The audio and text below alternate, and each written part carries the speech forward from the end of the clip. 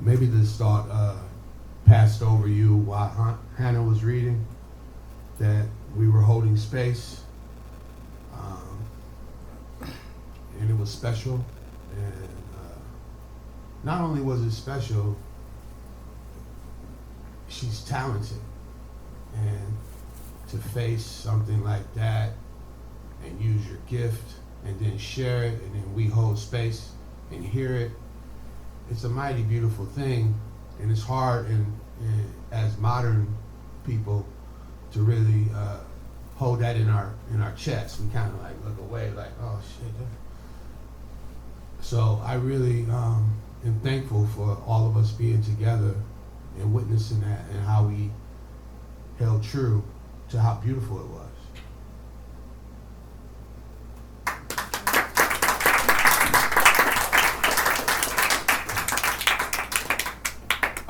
I'm going to read a few things, and I'm going to jump around too.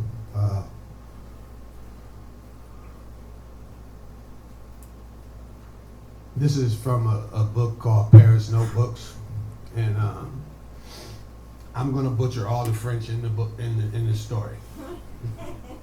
So if you speak French, fuck you. It's not my issue.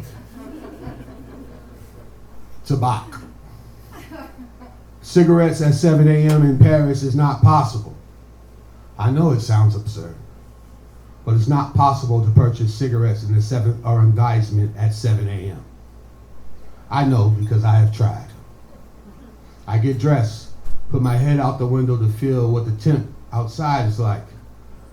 It's brisk this morning, I say to her, and ask her what she wants from the cafe. She mumbles sleepily, big coffee. There is no such thing as big coffee in Paris, but I get her meaning, since that's what they call it when an American, you order coffee in a cafe. Downstairs, I ask the desk clerk, "Tabac?" "What?" he yells back. He's not much older than I, but has that old man air about him. Certain Arab men just feel as if they're wiser, ancient even. I give the universal signal for smoking, and he mumbles back, 300 meters, same street, cigarettes? Just to make sure, he grins back, "It's bad for you." I'm starting to be a bit cranky, but I keep my temper and head out. West on Rue Vanneau, then south on the Boulevard de Babylon. I head to the Rue de Sèvres, no cigarettes. There's a line of older women, mostly African and Arab, waiting to get into this very large building. The sign is in French, so I can't figure out why they're waiting at this door, but it hits me when I turn the corner. That's the back entrance for a designer department store. It's the cleaning staff waiting to get in for work. You get the sense that the wait is special for them, like the last time they will be still for an entire shift. Not one of the women look up as I pass them, and they all move out of the walkway as I approach, so I decide it's better not to ask them about tobacco. Back down Sèvres to the Boulevard de Raspail, and almost get hit by a gray Vespa. North on Raspail, all the way down to Saint-Germain-des-Prés, no tobacco. If I had a tobacco license in Paris, I would never be closed. It's a license to print money.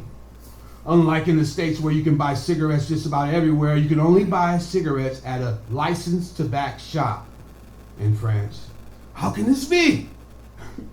When every picture you see of the French is with a cigarette dangle.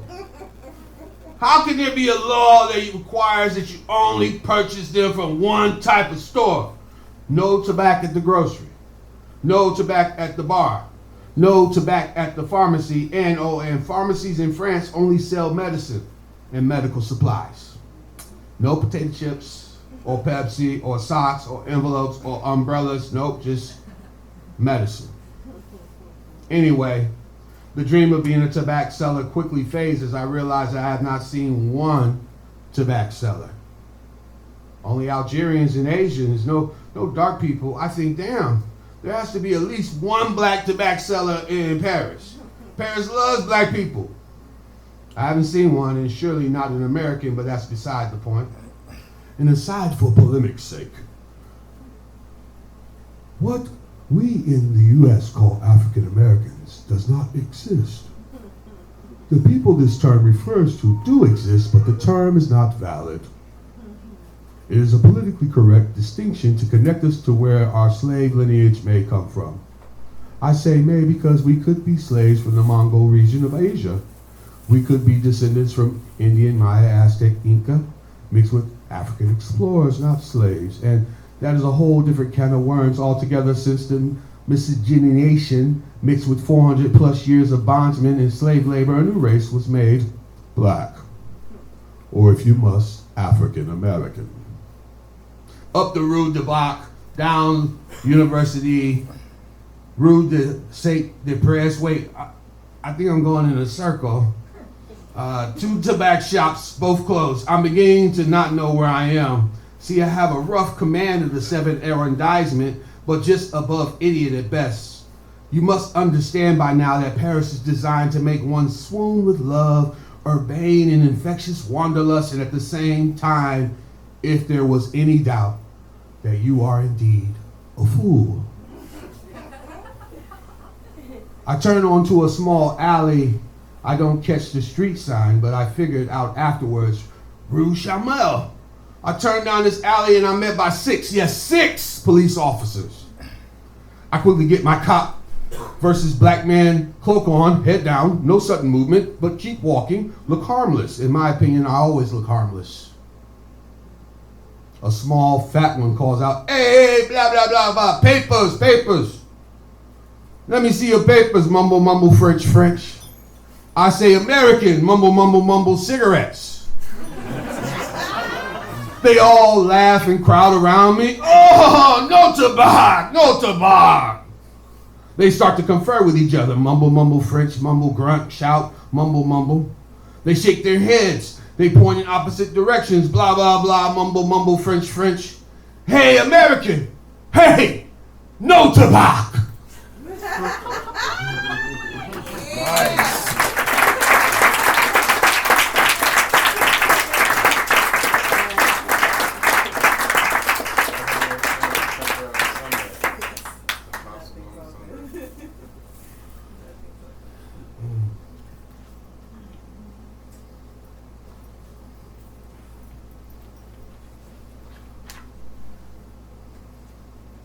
I like to read stuff that I'm working on at these, just to make sure that I remember in the 30th year doing this that, it's important to me still. I'm not, you get lost sometimes, like thinking about what you're gonna do with the artwork you're gonna make. And you have all these dreams, and then you look up and you got piles of it, but none of the dreams are the same, and you can't remember how you got there.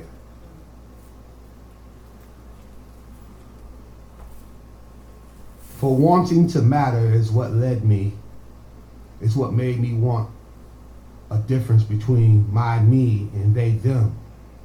To be made special through maverick leaning, I wanted to be not him. Wish to be rid of being a son, a boy, while wanting fathers, whether my age or older boys, to be approving of the boy I was. Without saying what that was or letting my trust settle with them, I would think watching my father and his friends that I was better than them, that I was touched by their God and would end up in a better mattering than them. The casual violence of boys with our sticks and our bodies flung about. How deep our mothers hoped that because of their guidance that we would not grow to be the men that made them mothers. The propping up of these cultural mores that made them men while praying that we never leave, never hurt them. Always listen to your mama, they would say.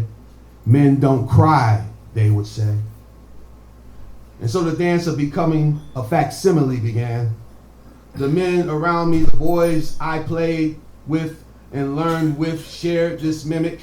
And no matter how special my deep me was, I fell in line. Play rough to the more passive, play swore to defend material. It is not so plain to say we ate the patriarchy. It is not so cut and dry that we end up on the wrong side. We are left to never develop. We are printer paper, not more.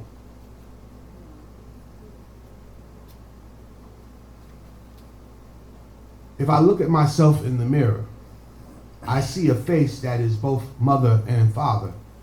I see every little cut I inflicted toward love. I see failure, I see pride. I see stubborn, I see fear. A nod toward weary. I see terror, rage, I see lies, the truth of some revealed madness, and I see shame. Want of being loved without an account or record, wishing to not be judged for the self-harm, selfish, flip-flopping. I do see talents, perhaps enough to grant me adulation. I also see the sinking jealousy of lies beyond my frame. My mother tells this story of me as a small boy coming into her apartment crying. "What's wrong?" she asked. "That boy, he threw dirt in my face and kicked me." "What'd you do back to him?" "Nothing. I just came in to tell you. Go back out there and give him a punch so he knows next time." "But Mama, if I hit him, then he won't be my friend." "So boy, if someone puts their hands on you, you don't hit them back, I'm going to whoop your behind." She often follows this up with, "You're always too nice." Always trying to get someone to be your friend. And I can often feel that small boy and his perspective. I loathe him. I wish he was tougher. I made him tougher with a searing voice in my head, berating, saying ugly things to him until he left me. That voice compels the asking. He is instant and insistent. If you do not make, what will your life be? You risk everything for love's belief that perhaps in spite of all flesh wound, you landed within the parameters the young man set. Why do you talk to him so roughly? Why do you not love him for all he's made? The artist you treats your child, you, so indifferent. Pours nothing, demands to be seen over the child, acts as if his own father did, in the manner of the ape, brutal and violent, the one that shames you to still portray such undisciplined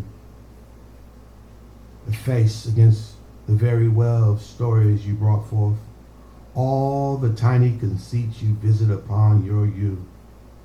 They're the Bobby Allen you use to charm company. You have exacting standard that you be cruel to you in words and deeds. You were right to not bear physical children, but this is no prize, for you resent the very thought of someone really needing you. You, the artist, is vain. You only seek adulation toward ideas and praise for the very bold attempt to make a body. This little boy you will not care for. This is what you deign is so to be man concept. Follow the wavy leader. He is bold in design, but at what cost? For every conceited cis heterosexual man, there are children, including the one inside that dares to hope for a care, a fatherly hand, a steady. Sometimes you trick the algorithm and you seem full, but boy, you have been paper thin for a long time. Thin in the promise toward mattering for material belief. A whole shit become dizzy for seeking credit for wins instead of just holding yourself, the little one you shun, but build the pages from. The songs at the heart, the little hymn, the little hymn. Let me tell you of the Lord who visits this child, the man said, and con his way to church, the job, the grift of belief. He steal the song as you do, artists, without care. How do you hold yourself within living and forgive the times you align within those odd just years, the stylized within black tradition? You tell me along art frames it was not enough. And I see you against my head, the unwavering toward value, untimely it is, a sharp shift. When you hate the well you made, what becomes of the children of the artist when the artist is afraid? Nice.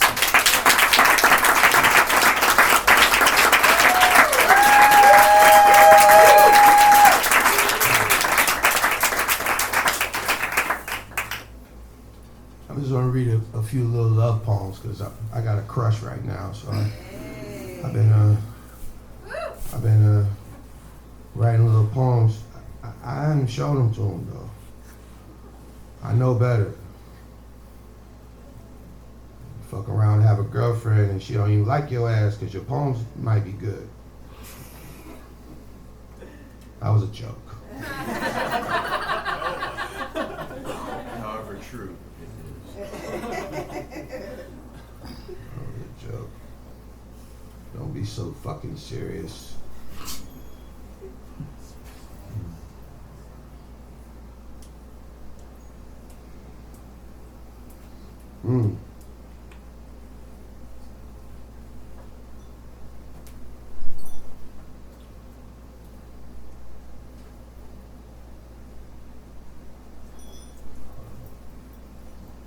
I'm actually going to just read one more.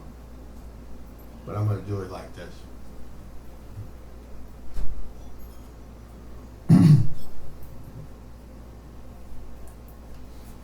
Can you guys help me? Yeah. All right. For those of you that cannot snap on beat, it's okay.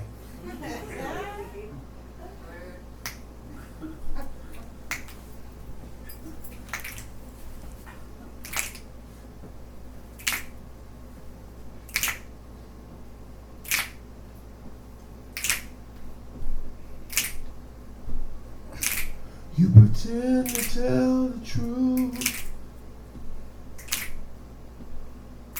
that you're stuck just a bit. You've been holding it together, and it don't have to be that way. Them ancient secrets, I believe that this is what it seems. Got us both in a haze of enrapture, so we don't know what time is. When came to all this faded discover, you awaken my dreams for myself. But if your dreams are shifting, please tell it to my face.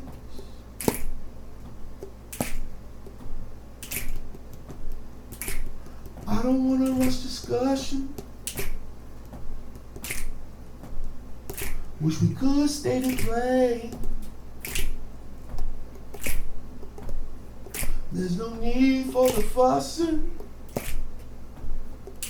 And silence ain't the way that you change.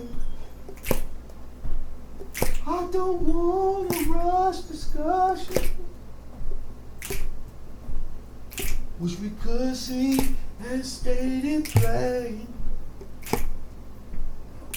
There's no need for the fussing.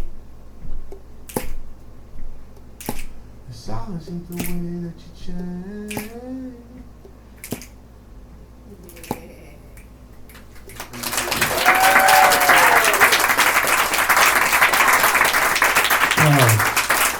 Closing out this wonderful Imprint art fair is Messiah and Glitch. Give a hand for him.